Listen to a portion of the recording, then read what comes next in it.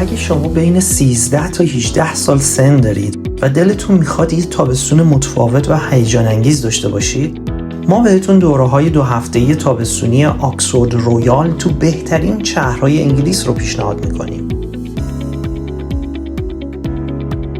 آکسفورد رویال به عنوان بزرگترین برگزار کننده دوره‌های تابستونی در دنیا هر سال هزاران دانش آموز از کشورهای مختلف رو تو ماه‌های جولای و آگوست برای دوره‌های آموزشی 2 هفته‌ای به انگلستان میاره.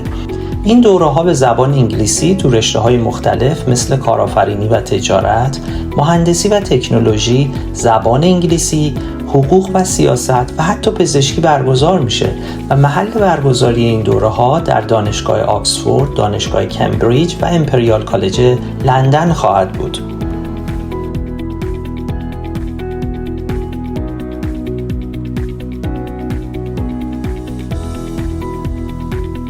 گروه خدمات آموزشی دلتا با بیش از 10 سال سابقه ارائه خدمات تحصیلی در تمام مراحل ثبت نام، ورود به کشور انگلستان، ترانسفر فرودگاهی و دوره 2 هفته‌ای آموزشی و اقامت در کنار شما خواهد بود.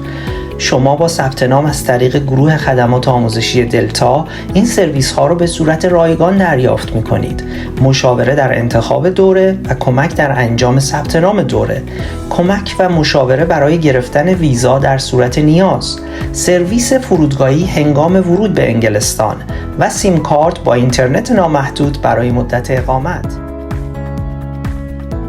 پس از الان اقدام کنید، چون تابستون امسال هم میتونید دوره‌های آموزشی تخصصی مورد علاقه خودتون رو سپری کنید، هم تجربه اقامت تو بهترین دانشگاه‌های دنیا تو شهرهای آکسفورد، کمبریج و لندن داشته باشید، هم کلی تفریحات و برنامه‌های مفرح با دانش آموزهای مختلف از سر تا سر دنیا داشته باشید و دوستای جدید پیدا کنید. و در آخر هم توی جشن پایان دوره با شکوه مدرک معتبر خودتون رو برای شرکت تو این دوره‌های آموزشی دریافت کنید.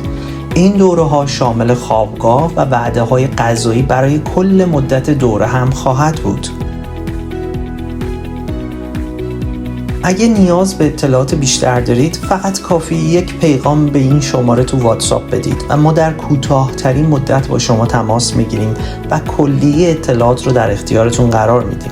شما همچنین میتونید از طریق وبسایت ما deltastudy.com یا ایمیل آدرس info@deltastudy.com با ما در تماس باشید. با کمک گروه تحصیلی دلتا شما امسال تابستون فراموش نشدنی خواهید داشت.